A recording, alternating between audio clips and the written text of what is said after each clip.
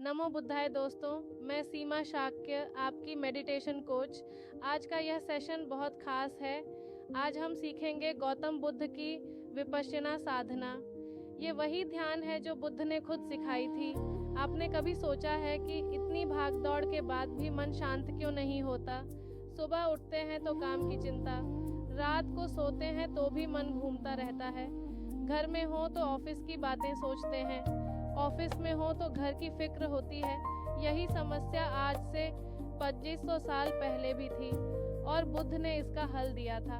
उस हल का नाम है विपश्यना। हम समझेंगे कि विपश्यना क्या है। हम सीखेंगे सतिपट्ठान सूत्र की 4 प्रकार की सजगता। हम सीखेंगे स्टेप बाय स्टेप आनापानसति यानी सांस के प्रति जागरूकता और जानेंगे इसके फायदे और सावधानियां भी। तो चलिए शुरू करते हैं। भाग 1, विपश्यना का मूल स्वरूप। विपश्यना एक पाली भाषा का शब्द है। विपश्यना का अर्थ है जैसी चीज है वैसी देखना, बिना किसी राय के, बिना किसी रंग के, बस देखना। हम आम तौर पर चीजों को वैसे नहीं देखते जैसी वे हैं। हम उन्हें अपनी इच्छाओं और डर के चश्मे से देखते हैं। एक एग्जाम्पल देती हूँ। मान लीजिए ऑफिस में बॉस ने कुछ कहा। अब उन्होंने सिर्फ एक बात कही, लेकिन हमारा मन उसमें से 10 मतलब निकाल लेता है। वह हमें पसंद नहीं करते, वह हमें निकालना चाहते हैं, हमने कुछ गलत किया होगा। यह सब मन ने सोचा। बॉस ने तो बस एक बात कही थी। इसी को बुद्ध ने अविद्या कहा, यानी सच्चाई न देख पाना। विपश्यना इसी अविद्या को हटाती है। यह केवल मेडिटेशन नहीं है, यह एक जीने का तरीका है। बुद्ध ने कहा था, अपमादेन संपादेत, यानी जागरूकता के साथ अपना काम करो। हर पल हर काम में जागरूक रहो। यही विपश्यना का सार है। विपश्यना में हम 3 चीजें सीखते हैं। पहला, अनित्य यानी हर चीज बदलती रहती है। दूसरा, दुख यानी जब हम बदलती चीजों को पकड़ते हैं तो दुख होता है। तीसरा, अनात्म यानी कोई स्थायी आत्मा नहीं है जिसे बचाना हो। ये तीनों समझ में आ जाएं तो जीवन बदल जाता है। सतिपट्ठान सूत्र। अब बात करते हैं सतिपट्ठान सूत्र की। सतिपट्ठान यानी सजगता की 4 नींव। बुद्ध ने यह सूत्र इसलिए दिया कि हम जान सकें सजगता कहाँ कहाँ रखनी है। यह बहुत इम्पोर्टेंट है। 4 प्रकार की सजगता है। पहला है काय अनुपस्ना यानी शरीर की सजगता। दूसरा है वेदना अनुपस्ना यानी संवेदनाओं की सजगता। तीसरा है चित्त अनुपस्ना यानी मन की सजगता। और चौथा है धम्म अनुपस्ना यानी धर्म की सजगता। आइए हर एक को अच्छे से समझते हैं। काय अनुपस्ना, शरीर की सजगता। पहला है शरीर की सजगता। इसका मतलब है अपने शरीर को महसूस करना। इस वक्त आप बैठे हैं, क्या आपको पता है आपके पैर जमीन पर हैं? क्या आपकी पीठ सीधी है या झुकी है? यही शरीर की सजगता है। हम अक्सर शरीर से बिल्कुल बेखबर रहते हैं। हम खाना खाते हैं और मन कहीं और होता है। हम चलते हैं और मन कल की सोच में होता है। बुद्ध कहते हैं, जब चलो तो बस चलो, हर कदम में जागरूक रहो। मेरी एक स्टूडेंट थी रिया नाम की। वह एक IT कंपनी में काम करती थी। उसे बहुत पीठ दर्द रहता था। जब मैंने उससे पूछा, वह कहने लगी, मुझे पता ही नहीं चलता कब घंटों झुककर बैठ जाती हूँ। यही है शरीर की बेजागरूकता। काय अनुपस्सना से हम शरीर के साथ जुड़ते हैं। ये जुड़ाव ही हेल्थ और शांति दोनों देता है। इसमें सांस की भी सजगता आती है। अभी एक काम करिए, एक गहरी सांस लीजिए। महसूस करिए सांस कहाँ से आ रही है, नाक से, छाती से या पेट से। बस इतना जानना ही काय अनुपस्सना की शुरुआत है। रोज सुबह उठकर 5 मिनट करिए। बस बैठिए और शरीर को महसूस करिए। सिर से शुरू करिए, धीरे धीरे नीचे आइए। गर्दन, कंधे, हाथ, पेट, पैर, हर जगह बस ध्यान ले जाइए। यही प्रैक्टिस आपकी जिंदगी बदल देगी। वेदना अनुपस्सना, संवेदनाओं की सजगता। दूसरा है वेदना अनुपस्सना। वेदना का मतलब यहाँ दुख नहीं है। वेदना का मतलब है हर अनुभव, सुखद हो या दुखद। बुद्ध कहते हैं 3 प्रकार की वेदना होती है। पहली सुखद वेदना, दूसरी दुखद वेदना और तीसरी तटस्थ वेदना यानी न सुख न दुख। हमारी समस्या ये है कि हम सुख को पकड़ लेते हैं और दुख से भागने लगते हैं। एक एग्जाम्पल देती हूँ। मान लीजिए आपकी तारीफ हुई ऑफिस में, मन खुश हो गया। अब चाहते हो यही खुशी बनी रहे, लेकिन अगले दिन कुछ गलत हो गया, अब उतना ही दुख हुआ। यह ऊपर नीचे का खेल चलता रहता है। इसी को बुद्ध ने संसार का दुख कहा। वेदना अनुपस्सना में हम बस देखते हैं, यह सुख है ठीक है, ये दुख है ठीक है, हम उसे पकड़ते नहीं और उससे भागते नहीं। ये प्रैक्टिस बहुत इम्पॉर्टेंट है। जब हम यह सीख लेते हैं तो जीवन में बहुत शांति आती है। एक और बात सुनिए, जब शरीर में कोई तकलीफ हो, जैसे पैर में दर्द, तो बस देखिए पैर में दर्द है, उसे दूर नहीं करना, बस देखना। धीरे धीरे वह कम होने लगता है, क्योंकि हमारा ध्यान ही उसे बड़ा बनाता है। यही वेदना अनुपस्सना की ताकत है। चित्त अनुपस्सना, मन की सजगता।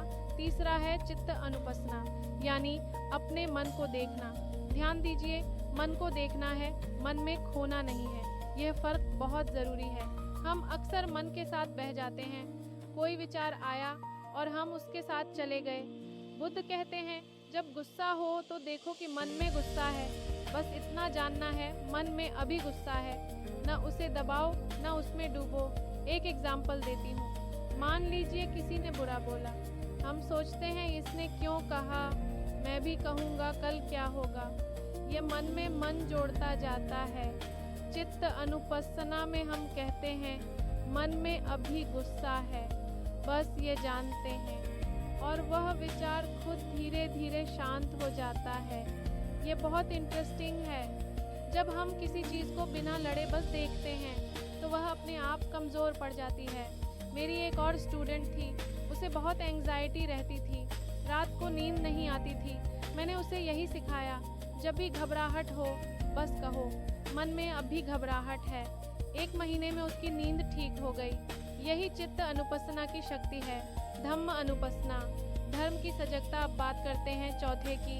चौथा है धम्म अनुपस्सना, यानी धर्म की सजगता। यहाँ धर्म का मतलब रिलीजन नहीं है, यहाँ धर्म का मतलब है सच्चाई, प्रकृति के नियम।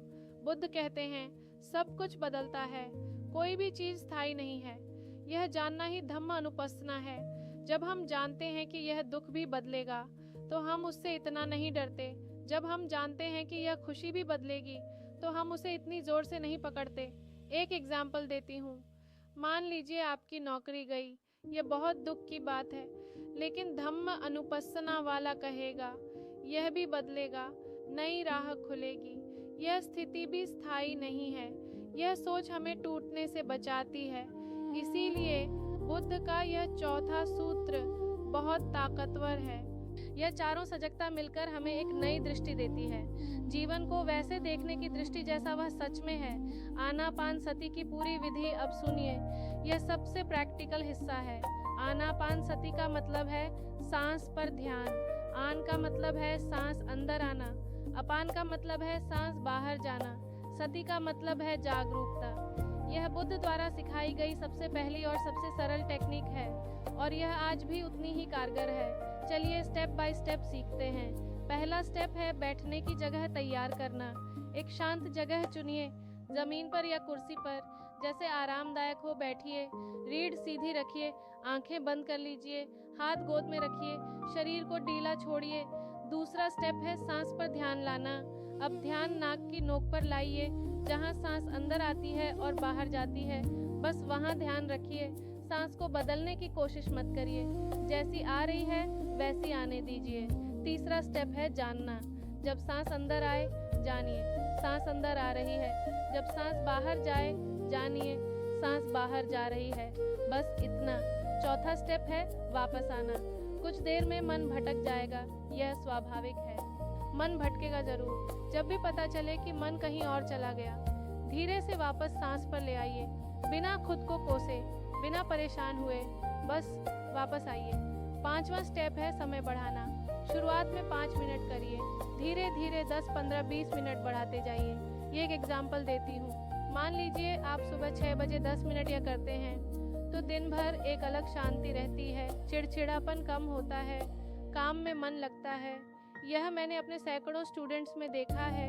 आनापानसति का गाइडेड प्रैक्टिस अभी मेरे साथ एक छोटी प्रैक्टिस करिए। बैठ जाइए आराम से, आंखें बंद कर लीजिए, 3 गहरी सांसें लीजिए, 1, 2, 3। अब सामान्य सांस लेने दीजिए, ध्यान नाक की नोक पर लाइए। सांस आ रही है, सांस जा रही है, बस देखते रहिए। अगर मन भटके तो कोई बात नहीं, धीरे से वापस आइए। सांस आ रही है, सांस जा रही है, बस यही है, कुछ और नहीं करना, बस जानते रहिए। अब धीरे से आंखें खोलिए। कैसा लगा? ये छोटी सी प्रैक्टिस भी मन को कुछ शांत करती है। अब सोचिए, अगर रोज करें तो क्या होगा? आधुनिक जीवन में विपश्यना। अब बात करते हैं आज के जीवन में इसे कैसे अपनाएं। ये बहुत इम्पॉर्टेंट है, क्योंकि ज़्यादातर लोग सोचते हैं मेडिटेशन के लिए जंगल जाना होगा या घंटों बैठना होगा। ये ज़रूरी नहीं है। बुद्ध ने कहा था, हर काम में सजगता लाओ। चलिए देखते हैं कैसे। पहला, सुबह की शुरुआत। जब सुबह उठें तो फ़ोन मत उठाइए। पहले 2 मिनट बस बैठिए, 3 गहरी सांसें लीजिए, शरीर को महसूस करिए। यही आपका दिन बदल देगा। दूसरा, खाना खाते वक्त। खाना खाते वक्त टीवी बंद करिए, फ़ोन रख दीजिए। हर कौर को महसूस करिए। स्वाद क्या है, टेक्सचर क्या है, यह भी विपश्यना है। तीसरा, ऑफिस में जब मीटिंग में हो बस वहाँ रहिए, फ़ोन मत देखिए, जो बोला जा रहा है उसे सुनिए, यह आपकी प्रोडक्टिविटी बढ़ाएगा। चौथा, गुस्से के वक्त जब गुस्सा आए एक काम करिए, 3 गहरी सांसें लीजिए और मन में कहिए, अभी गुस्सा है। ये एक सेंटेंस बहुत काम आता है। पांचवा, रात को सोने से पहले 10 मिनट बस लेट जाइए, पूरे शरीर पर ध्यान ले जाइए, सिर से पैर तक, और फिर सांस पर ध्यान रखते हुए सो जाइए। यह नींद की क्वालिटी बहुत अच्छी कर देता है। विपश्यना के फ़ायदे। अब बात करते हैं फ़ायदों की। ये इंटरेस्टिंग है, आज साइंस भी इसे मान चुका है। पहला फ़ायदा है तनाव कम होना। जब हम सांस पर ध्यान देते हैं तो कॉर्टिसोल हार्मोन कम होता है, यही तनाव का हार्मोन है। दूसरा फ़ायदा है नींद अच्छी होना। जो लोग रात को सो नहीं पाते उनके लिए यह बहुत काम आता है। तीसरा फ़ायदा है ध्यान बढ़ना। जो काम 1 घंटे में होता था वह आधे घंटे में होने लगता है। चौथा फ़ायदा है रिश्ते सुधरना। जब हम शांत रहते हैं तो घर और ऑफिस में रिश्ते बेहतर होते हैं। पांचवा फ़ायदा है खुद को जानना। हम अपने विचारों और भावनाओं को समझने लगते हैं। यह सबसे बड़ा फ़ायदा है। हार्वर्ड यूनिवर्सिटी के रिसर्च में पाया गया है कि रोज़ 8 हफ्ते मेडिटेशन करने से ब्रेन की स्ट्रक्चर बदल जाती है। सोचिए, सिर्फ 8 हफ्ते और ब्रेन बदल जाए। यह कोई चमत्कार नहीं, यह साइंस है, और बुद्ध ने यह 2500 साल पहले जाना था।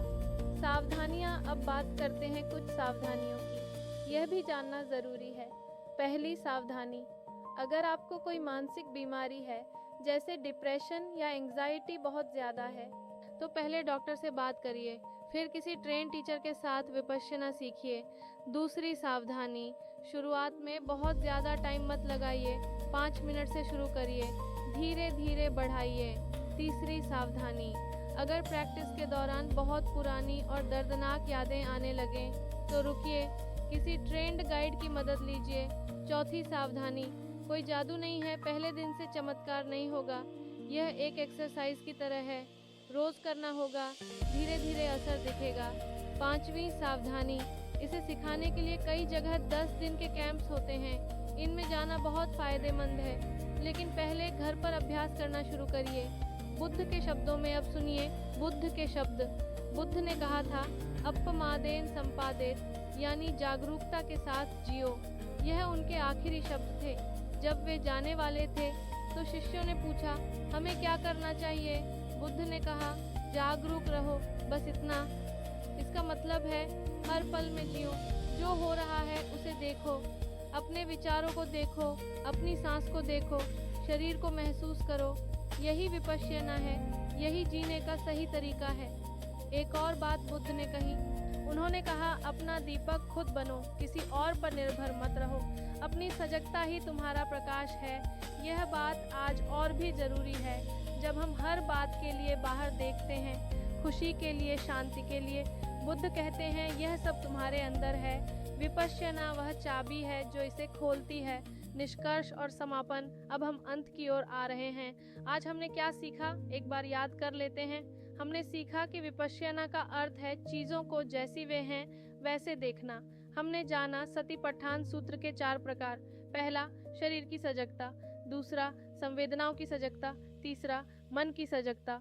और चौथा, धर्म यानी सच्चाई की सजगता। हमने सीखी आनापान सति की पूरी विधि और जाने इसके फायदे और सावधानियां। अब एक काम करिए, कल सुबह उठकर बस 5 मिनट करिए, बस 5 मिनट। सांस पर ध्यान रखिए, बस आती सांस जाती सांस, यही शुरुआत काफ़ी है।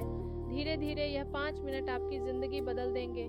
याद रखिए बुद्ध के शब्द, अपमादेन संपादित, जागरूकता के साथ जियो। यही सबसे बड़ी साधना है। आप सब में वह शक्ति है, बस एक कदम उठाइए। मैं सीमा शाक्य, आपकी मेडिटेशन कोच। आज का ये सेशन आपके लिए था। अगर ये आपके काम आया हो तो इसे दूसरों के साथ ज़रूर शेयर करिए। हम सब मिलकर एक शांत और जागरूक जीवन जी सकते हैं। नमो बुद्धाय। धन्यवाद।